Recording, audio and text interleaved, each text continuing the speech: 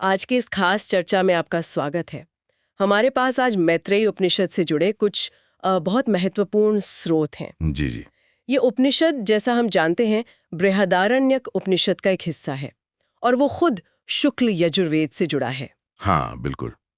तो मतलब एक गहरी परंपरा से हम जुड़ रहे हैं। बिल्कुल, हम वैदिक ज्ञान की एक बहुत ही कह सकते हैं गहरी धारा में उतर रहे हैं।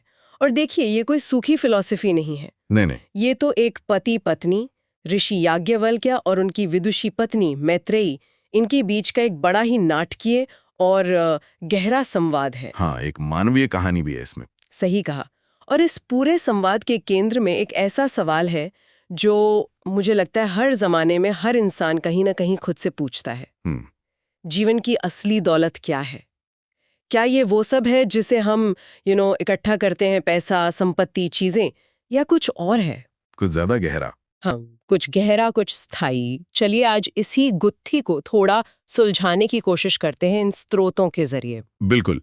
और ये सवाल तो जैसा आपने कहा आज शायद पहले से भी ज्यादा जरूरी हो गया है। हाँ, लगता तो है। जिस दुनिया में हम हैं वहां बाहरी चीजें, बाहरी सफलता, संपत्ति, इसी को अक्सर जीवन का सबसे बड़ा पैमाना मान लिया जाता है। हाँ, यही दिखता है चारों तरफ। पर ये मैत्रेयी उपनिषद हमें एक अलग नजरिया देता है। ये सिखाता है कि कैसे हम क्षणिक सुखों जो आते हैं और चले जाते हैं और स्थायी सत्य यानी आत्मा का ज्ञान, जिसे आत्मज्ञान कहते हैं, उसके बीच का फर्क समझें। अच्छा। ये उपनिषद बहुत साफ तौर पर कहता है कि आत्मज्ञान और ब्रह्म ज्ञान सांसारिक धन दौलत से कहीं कहीं ज्यादा ऊंचे हैं। तो कहानी की शुरुआत भी बड़ी दिलचस्प है।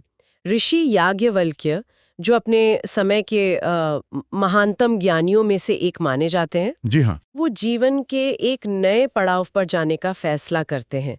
स्रोत बताते हैं कि वो शायद गृहस्थ आश्रम छोड़कर वानप्रस्थ या सन्यास की तरफ बढ़ रहे थे।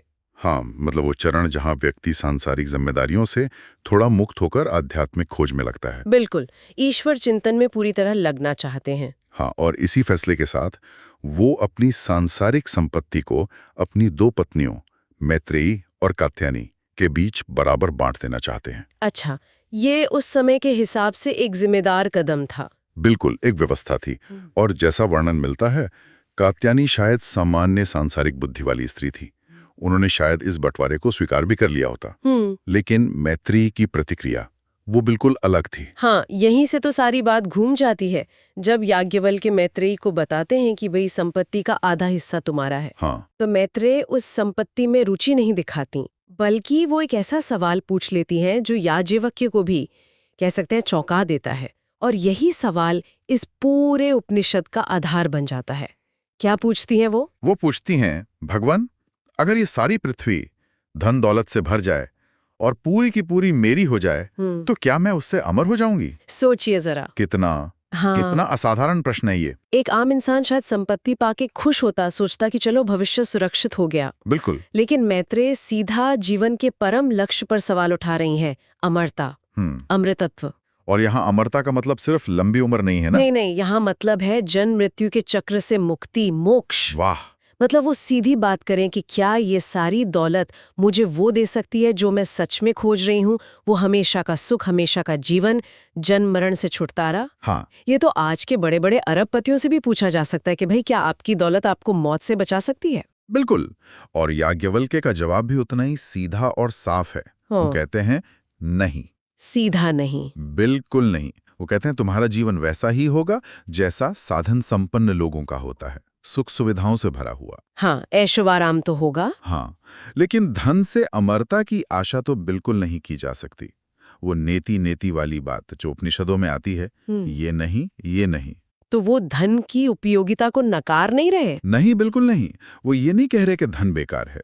वो कह रहे हैं कि इससे भौतिक जीवन आसान हो सकता है, आरामदायक बन सकता है। लेकिन जीवन का जो परम उद्देश्य है, जो असली खोज है, अमरता या मोक्ष, वो इससे हासिल नहीं हो सकती। धन एक साधन है, साध्य नहीं। तो ये हुई पहली बड़ी सीख कि धन और भौतिक चीजें अपनी जगह ठीक है, जीवन को आसान बना सकती हैं, पर वो जीवन का अंतिम उत्तर नहीं है। सही। अमरता या स्थायी शांति का रास्ता कहीं और है। और यहीं पर याज्ञवल्क्य आगे समझाते हैं और हमें वो पहला महत्वपूर्ण विचार मिलता है जिसका जिक्र हमारे श्रोत करते हैं। याज्ञवल्क्य के उत्तर का जो सार है वो हमें इस प्रसिद्ध कथन में मिलता है, आत्मा वा अरे द्रष्टव्यो श्रोतव्यो मंतव्यो निधिध्यासितव्यो मैत्रेयी। हाँ। आत्मनो वा अरे दर्शनेन श्रवणेन मत्या विज्ञानेनेदम सर्वम विदितम। इसका मतलब क्या हुआ, थोड़ा सरल शब्दों में? इसका गहरा अर्थ है कि हे मैत्रेयी, असल में तो आत्मा ही है जिसे देखा जाना चाहिए, जिसके बारे में सुना जाना चाहिए, जिसका मनन यानी चिंतन किया जाना चाहिए और जिस पर गहरा ध्यान लगाया जाना चाहिए। ओके। क्योंकि आत्मा के दर्शन से, उसके बारे में सुनने से, मनन करने से और उसके विज्ञान यानी अनुभवजन्य ज्ञान से ही ये सब कुछ जाना जाता है। सब कुछ? हाँ, सब कुछ। और एक और सरल समझ जो आपने पहले भी करी थी, वो भी इसी तरफ इशारा करती है कि सच्ची संपत्ति आत्मा का ज्ञान है, दुनिया का धन नहीं। जिसके पास आत्मज्ञान नहीं, उसके पास असल में कोई स्थायी धन है ही नहीं। ये तो बहुत क्रांतिकारी बात है, खासकर आज के जमाने के लिए, जहां नेटवर्थ ही सब कुछ मानी जाती है। बिल्कुल। तो इसका मतलब ये हुआ कि हमारी असली कीमत हमारे बैंक बैलेंस में नहीं, बल्कि हमारी अपनी समझ, अपनी आत्मा की पहचान में है। अगर समाज इस विचार को सच में अपना ले तो दुनिया कितनी अलग होगी। निश्चित रूप से। इसका प्रैक्टिकल पहलू यही है कि हमें अपने जीवन की प्रायोरिटीज को फिर से देखना होगा। सफलता का मतलब सिर्फ बाहर की चीजें इकट्ठा करना नहीं है। असली वैल्यू अंदर है, अपनी आत्मा को, अपने सच्चे स्वरूप को जानने में है। ये हमें उस अंतिम दौड़ से बाहर निकलने में मदद कर सकता है जिसमें हम और ज्यादा पाने की कोशिश में लगे रहते हैं, बिना ये सोचे कि क्या हमें सच में यही चाहिए। हाँ बिल्कुल। ये हमें सांसारिक लालच और महत्वाकांक्षाओं की सीमाओं से परे देखने की दृष्टि देता है। लेकिन फिर से कहूंगा, इसका मतलब धन या सफलता का विरोध करना नहीं है। अच्छा? बल्कि उन्हें सही जगह पर रखना है। उन्हें जीवन का एकमात्र लक्ष्य मानने का जो भ्रम है, उसे तोड़ना है। मैं समझ रही हूँ।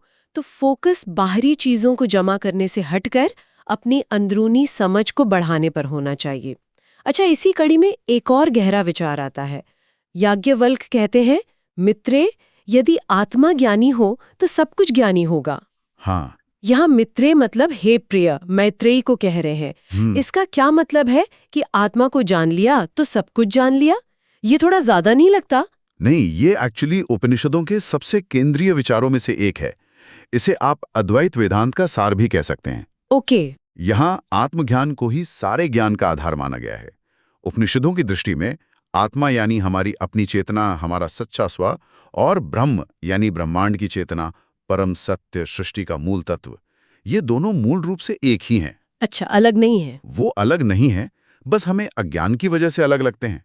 तो जब कोई व्यक्ति गहरे आत्मचिंतन, मनन और ध्यान के जरिए अपनी आत्मा के असली स्वरूप को जान लेता है, तो वो असल में उस परम सत्य यानी ब्रह्म को ही जान लेता है। और चूंकि ब्रह्म ही सब कुछ का आधार है, इसलिए ब्रह्म को जानना ही एक तरह से सब कुछ जानना है। अरे वाह, ये तो बहुत गहरा है। मतलब जैसे अगर हमने किसी महासागर की एक बूंद को पूरी तरह समझ लिया तो हम पूरे महासागर के स्वभाव को समझ सकते हैं, क्योंकि दोनों का मूल तत्व तो पानी ही है। क्या बात है, बहुत सुंदर उदाहरण दिया आपने। बिल्कुल ऐसा ही। जब आप अपने केंद्र को, अपने मूल तत्व को समझ लेते हैं, तो बाकी सब कुछ, ये दुनिया, ये ब्रह्मांड, जीवन के रहस्य, ये सब अपने आप सही पर्सपेक्टिव में दिखने लगते हैं। अच्छा। ऐसा नहीं है कि आपको दुनिया की हर चीज का फैक्चुअल नॉलेज हो जाएगा, मतलब हर तथ्य पता चल जाएगा। हाँ हाँ। लेकिन आपको उस परम सत्य का ज्ञान हो जाएगा जो इन सब चीजों के पीछे है। इसीलिए आत्मज्ञान को पराविद्या या सर्वोच्च ज्ञान कहा गया है। और बाकी सब? बाकी जो दुनियावी ज्ञान है उसे अपराविद्या माना गया है। अपराविद्या भी जरूरी है, उपयोगी है, लेकिन पराविद्या के बिना अधूरी है। तो इसका मतलब ये हुआ कि हमें बाहर जानकारी इकट्ठा करने की होड़ से ज्यादा अपने अंदर झांकने की जरूरत है। लेकिन इससे हम दुनिया से कट नहीं जाएंगे, हमारी सामाजिक जिम्मेदारियां भी तो हैं। ये एक बहुत जरूरी सवाल है।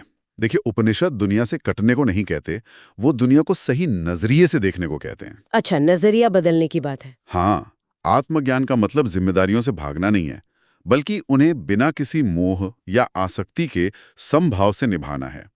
जब आप जान जाते हैं कि आप सिर्फ ये शरीर या मन नहीं हैं, बल्कि शाश्वत आत्मा हैं, तो आप दुनिया के उतार चढ़ाव से कम प्रभावित होते हैं।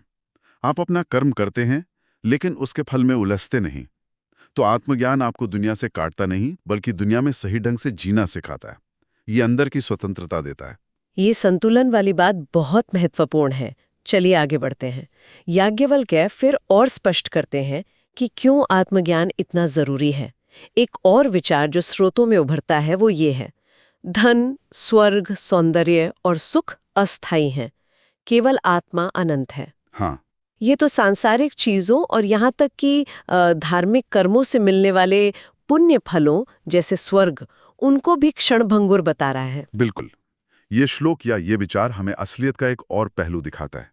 हम जिन चीजों के पीछे भागते हैं, पैसा, पद, नाम, शारीरिक सुंदरता, इंद्रियों के सुख, ये सब बदलने वाले हैं। नष्ट होने वाले हैं। हाँ, यहाँ तक कि अच्छे कर्मों से कमाया गया स्वर्ग का सुख भी उपनिषदों के अनुसार स्थायी नहीं है। पुण्य जब खत्म होता है तो वो सुख भी चला जाता है। अच्छा। इन सब के सामने केवल आत्मा, हमारा असली स्वरूप, हमारी चेतना, वही शाश्वत है, अनंत है, अपरिवर्तनीय है। वो न पैदा होती है न मरती है। लेकिन अगर सब कुछ अस्थायी है तो फिर कुछ भी करने का क्या मतलब है? कहीं जीवन के सारे प्रयास बेकार तो नहीं हो जाते? बेकार नहीं, बल्कि उनका उद्देश्य बदल जाता है। देखिए, जब आप ये समझ जाते हैं कि बाहरी चीजें अस्थायी हैं, तो आप उनके पीछे पागलों की तरह भागना बंद कर देते हैं। हाँ, वो दौड़ रुक जाती है। हाँ, आप अपनी ऊर्जा का निवेश उस चीज में करते हैं जो स्थायी है, यानी आत्मज्ञान की खोज में। आप दुनिया में रहते हैं, कर्म करते हैं, लेकिन एक गहरी समझ के साथ। आप सुखों का आनंद लेते हैं, लेकिन उनके गुलाम नहीं बनते। अच्छा। आप जानते हैं कि असली खजाना कहीं और है।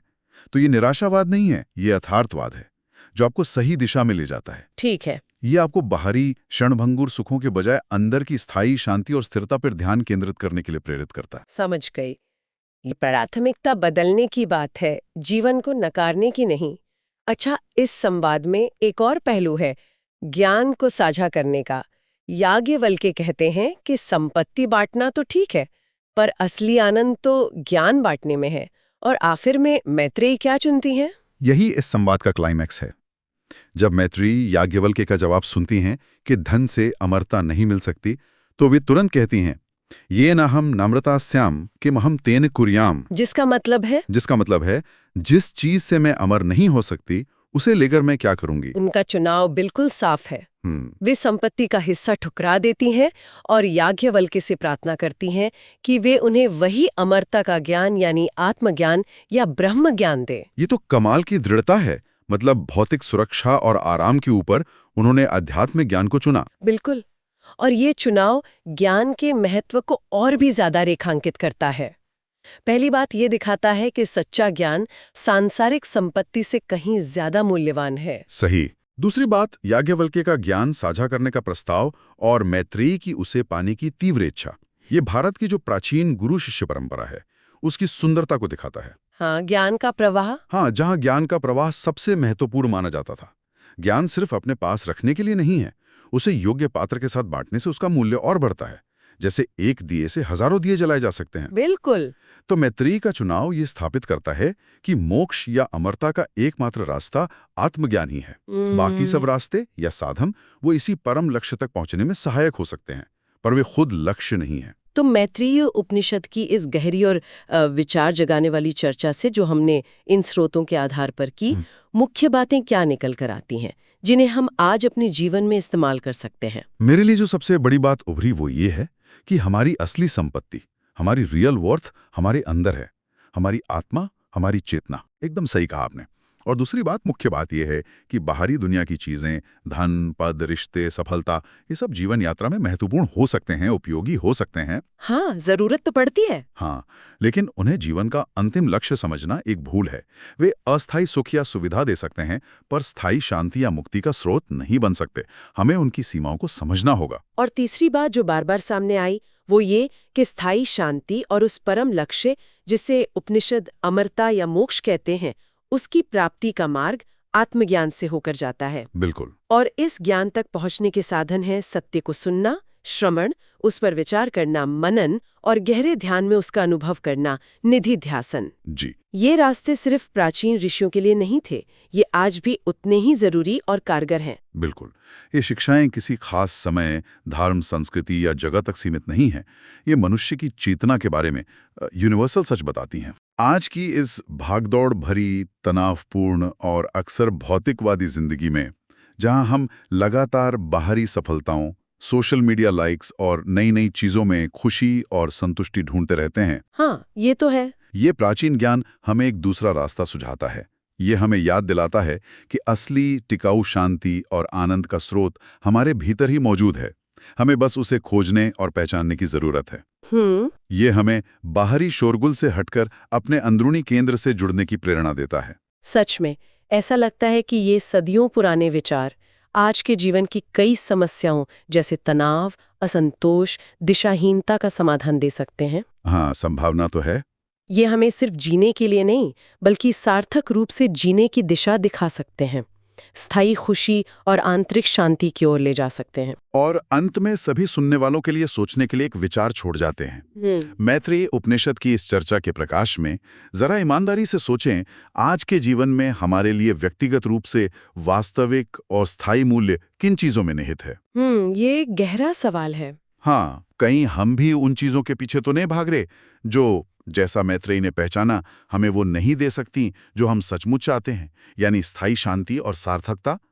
इस सवाल का जवाब शायद हर किसी के लिए अलग होगा। बिल्कुल। और इस पर गहराई से विचार करना ही शायद आत्म खोज की दिशा में पहला और सबसे महत्वपूर्ण कदम हो सकता है।